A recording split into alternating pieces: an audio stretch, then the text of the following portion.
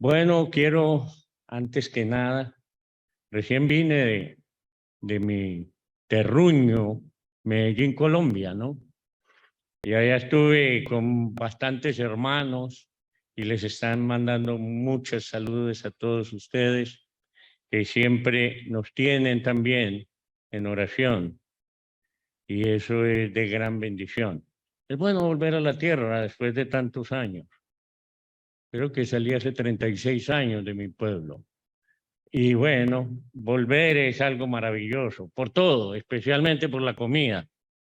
Eso es un espectáculo. Bueno, las empanaditas y todas esas cosas. Imagínense ustedes, queridos hermanos,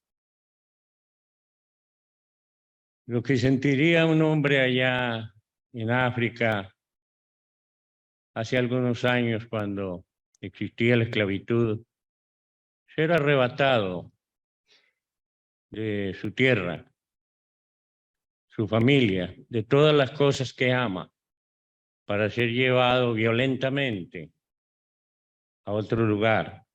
Solo de imaginarlo es aterrador.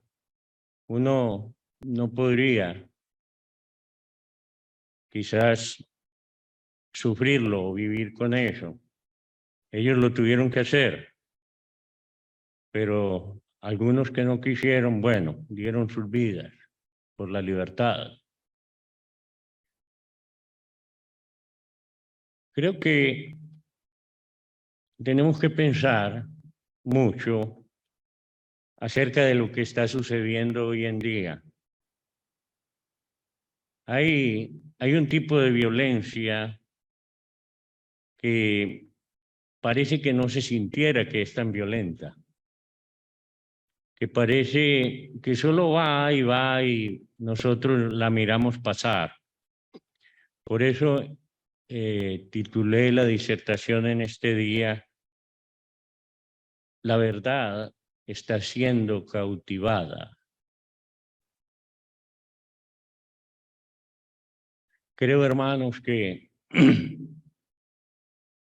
estamos subestimando el poder del maligno. Satanás está perdido, pero sigue luchando incansablemente. Alguien decía que trabaja más que un indio, que trabajaba 25 horas al día. Y dice, ¿cómo puede ser eso? Si el día solo tiene 24. Era que el indio llegaba una hora antes al trabajo. Y me imagino que el diablo, Satanás, que significa adversario, no descansa. Y yo creo que no existe un enemigo peor que aquel que no tiene nada que perder. Él ya está perdido, totalmente, pero todavía sigue luchando. Es como que no quiere irse solo y quiere arrastrar con él a todo aquel que pueda arrastrar con él. Y de alguna manera nos está cautivando. Está cautivando a nuestros jóvenes, a nuestros niños, a nuestros hijos, por medios sutiles. Las redes sociales ahora son aterradoras. Hay personas que si perdieran esto, es como que les cortaran la cabeza, un brazo, un pie, como que les quitaron algo de su vida. Y eso es algo aterrador. Menos mal que están las nubes, ¿no? La información está en la nube. Es algo virtual. Bueno. Las armas del enemigo están de muchas formas. Yo quisiera solo mirar algunas. pero una que es muy poderosa es el Estado, el gobierno, con sus leyes arbitrarias. En Europa, por ejemplo, en algunos países de Europa están tratando de legalizar la pedofilia, el abuso de niños. Y junto a eso, como un anexo, la prohibición de utilizar la palabra pedófilo por temor a herir las frágiles conciencias de los pedófilos. No sé a ustedes, queridos hermanos y amigos, pero eso es aterrador. Eso es aterrador. El sistema, otra de las armas, es el sistema educativo oficial y el privado, donde están tratando de meter ideas a nuestros niños, a nuestros jóvenes, acerca de muchos temas acerca de la sexualidad y todo ese tipo de cosas. Es aterrador. Hay estados, en Estados Unidos y en otros países del mundo, donde decir algunas de las cosas que estoy diciendo sería contrarias a la ley y podría parar en la cárcel. Y lamentablemente, si ponemos atención, muchos predicadores no quieren hablar de estos temas porque temen meterse en dificultades con sus gobiernos y de pronto tener graves consecuencias. Eso es una manera de cautivarnos y de apartarnos de decir la verdad. Es algo que creo yo que está haciendo mucho daño en el mundo actual. Los grupos feministas, con sus marchas contradictorias, por un lado ni una menos y por el otro arriba el aborto, ni una menos, pero vamos a abortarlas antes de que nazcan. Los grupos de inclusión, y vaya de grupos y grupos. Alguien estuvo diciendo cuántos grupos raros hay en el mundo y son más de 16 grupos bien definidos. Y yo digo, wow, ¿de dónde sale tanta gente, por Dios? Dicen en el sistema educativo a los niños, ¿cómo te percibes? ¿Cómo te percibes? A ver, niños, pasen aquí. ¿Cómo percibes al otro? ¿Cómo te percibes vos mismo? ¿Eres hombre o eres mujer? Wow. Dando a entender que el sexo es una condición de decisión individual. ¿Saben algo, hermanos? Y es algo de la ciencia. Científicamente está comprobado que el sexo se define desde el momento de la concepción. Desde el momento de la concepción. El sexo no es algo que el individuo puede decir que soy o que no soy, no. Ya está. Desde el momento de la concepción está definido. O si no, ¿cómo explicar que desentierran una momia de hace 3000 años antes de Cristo y dicen, era mujer o era hombre? ¿Cómo se sabe eso? Porque ya está definido desde el momento que se concibe la persona. No es algo que hay que decidir como tal.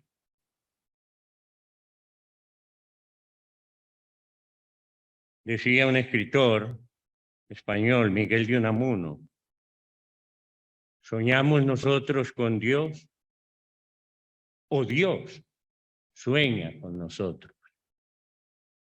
Es decir, soñamos con Dios, inventamos nosotros a Dios. ¿O es Dios el que sueña con nosotros como su creación? Yo creo que la respuesta a esa inquietud de Miguel de Unamuno es: nosotros somos el sueño de Dios. Y él en la creación, Génesis capítulo 1, versículo 27 dijo, y creó Dios al hombre a su imagen. A imagen de Dios lo creó. Varón y hembra los creó. Estaba en el avión y me pasan una hojita donde preguntan el sexo. Varón, hembra, otro. Y yo digo, ¿otro qué? ¿Otro animal? ¿Una bestia? ¿Un pájaro? ¿Algún, qué sé yo, mamífero que no conocemos? Pero él creó, nos creó varón y hembra. ¿Qué decir del matrimonio igualitario? Eso es aterrador. Aprobado por una serie de estados a nivel mundial.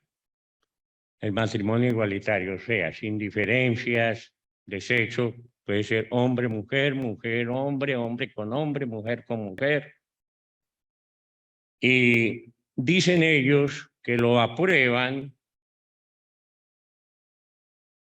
porque están poniendo primero el amor sobre el odio. El amor sobre el odio. Y aquellos que no están de acuerdo con esa posición o con ese tipo de ley son estigmatizados con la palabra homofóbico. O sea, alguien que odia a los hombres. O sea, tengo que ser homosexual sí o sí, tanto para los hombres como para las mujeres, porque si no somos homofóbicos. No. Creo que el Dios que nos creó, que soñó con nosotros, el más grande de sus mandamientos fue amaos los unos a los otros, pero no incluye el tipo de amor de los cuales estos estados están hablando. Y lo curioso es que cuando un estado aprueba la ley, creen que son estados de avanzada, que son el plus ultra de la civilización, pero a decir verdad es lamentable. Para los hijos de Dios, el llamado matrimonio igualitario es una aberración y un pecado monstruoso.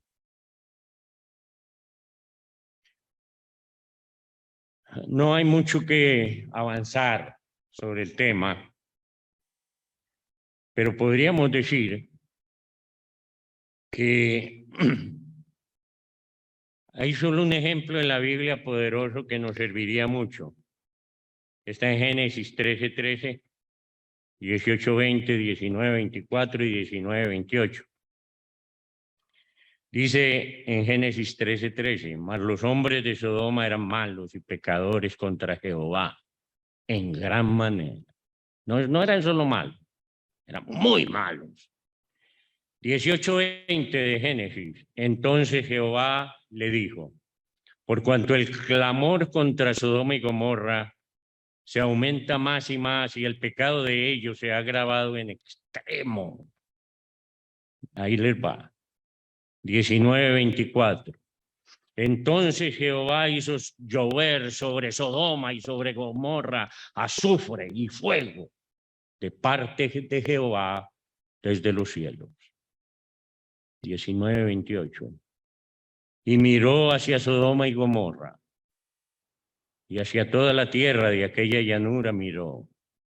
Y he aquí que el humo subía de la tierra como el humo de un horno. Verdaderamente, eso es un pecado horrendo. Y aquellos que lo practican van a pagar muy caro el precio de ese pecado. Cuando hables con alguien que está en esa situación, suelen no creer en Dios. Creen que es un cuento chino. Pero hay un Dios.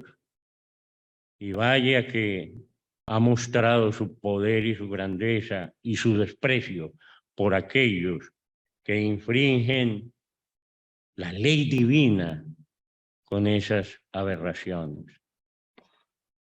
Si uno compara eso con Romanos 1, 25 al 27, va a reconfirmar todo esto. ¿Por qué pasó todo eso? Ya que cambiaron la verdad de Dios por la mentira, honrando y dando culto a las criaturas antes que al Creador, el cual es bendito por los siglos. Amén. Por esto Dios los entregó a pasiones vergonzosas, pues aún sus mujeres cambiaron el uso natural por el que es contra naturaleza. Y de igual modo también los hombres, dejando el uso natural de la mujer, se encendieron en su lascivia unos con otros, cometiendo hechos vergonzosos, hombres con hombres, y recibiendo en sí mismos la retribución debida a su extravío. ¿Por qué les pasó todo esto? Dice, cambiaron la verdad de Dios por la mentira. La verdad está siendo cautivada y sutilmente están cambiando las mentes de nuestros chicos, de nuestros jóvenes, porque ellos son la generación que sigue. Nosotros tal vez no nos lo tragamos tan fácil, todo este engaño y toda esta mentira, pero van a empezar a cambiarlo desde las raíces. Están tratando de cautivar la verdad de Dios y engañándonos con la mentira. Todo eso del lenguaje inclusive, ¿qué pasa con él? Por suerte, la Real Academia de la Lengua dijo que eso no tiene lugar. ¿Hasta cuándo lo van a sostener? No sabemos. Pero el lenguaje inclusivo no es español, no es inglés, no es alemán, no es francés. Es un invento de la mentira, del hombre, del engaño. Los medios de comunicación siempre tienen uno o dos que están perdidos por allí. Y como son medios de comunicación, nos transmiten y retransmiten una y otra vez las mismas cosas como si fuesen naturales, pero no lo son, queridos hermanos. Son un engaño. Creo que tenemos que estar atentos. Y si bien esta reunión es tan amable, podría haber predicado y alguna otra cosa más alegre. Pero ¿saben qué? Creo que tal vez no vamos a tener una oportunidad como esta en mucho tiempo para alertarnos, para cuidarnos, para defender los principios verdaderos que Dios nos ha enseñado. Pablo está escribiendo esto y me pareció algo curioso porque cuando lo escribe él era cautivo por lo que predicó, por lo que enseñaba de parte de Dios, cautivo por el Evangelio, cautivo por amar a Dios sobre todas las cosas y a su Hijo Jesucristo, por hacer la voluntad de Dios. Y en ese capítulo 4 que leímos de Efesios dice, yo pues preso en el Señor, os ruego que andéis como es digno de vuestra vocación, con que fuisteis llamado. Y luego dice algo que es un poco raro, pero espectacular. Por lo cual dice, subiendo a lo alto, llevó cautiva la cautividad y dio dones a los hombres. Si uno compara esto con lo que dice Hebreos 2, 14 y 15, está hablando de la obra de Cristo. Aunque cuando lo menciona él está haciendo referencia al Salmo 68, versículo 18, pero que se cumple con gran poder en la vida de Jesús. En Hebreos 2, 14 y 15 dice que él se convirtió en carne y sangre por nosotros para destruir por medio de la muerte al que tenía el poder de la muerte, esto es, al diablo. La gente vive un desenfreno y una locura porque tienen miedo. Miedo a que un día ya no van a estar aquí. Miedo a que un día no van a levantarse de sus camas, que no van a respirar, que no van a volver a ver. Y si no hay Dios, entonces ¿qué? Comamos, bebamos, que mañana moriremos. Pero ¿saben qué? Cristo, nuestro Señor, murió, pero cuando resucitó de los muertos para jamás volver a morir, destruyó completamente todo el poder que Satanás tenía sobre nosotros, sobre los que creemos en Jesucristo como el Hijo de Dios, como nuestro Salvador, y que está ya a la diestra de Dios en cuerpo y alma, para decirnos, no tengan miedo, no teman a los hombres, hagan la voluntad de Dios. Eso es lo que Él quiere de nosotros. Y va a decir en el versículo 14 de Efesios 4, para que ya no seamos niños fluctuantes, llevados por doquiera de todo viento de doctrina, por estratagema de hombres, que para engañar emplean con astucia las artimañas del error. Versículo 15. Sino que siguiendo la verdad en amor, crezcamos en todo en aquel que es la cabeza, esto es, Cristo, nuestro Señor, Jesucristo, quien se entregó a sí mismo, quien dio su vida para salvarnos y traernos esperanza y vida eterna. Estamos al borde del colapso, queridos hermanos. Estamos siendo engañados y nosotros lo permitimos muchas veces. No levantamos nuestra voz para decir, eso no está bien. Este lugar es público. Y seguro que si viene alguien que tiene un problema así, igual o mayor, va a ser bien recibido siempre y cuando quiera cambiar. Porque debemos, nos obliga el Señor Jesucristo a amarlos, porque también el Señor Jesucristo murió por ellos. Pero no podríamos permitir que alguien en esa condición quiera estar aquí y siga viviendo en su pecado de porquería, contra natura, en una aberración que Dios detesta y que paga con fuego al que lo hace.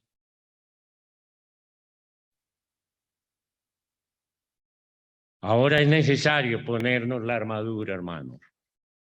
Este es el momento.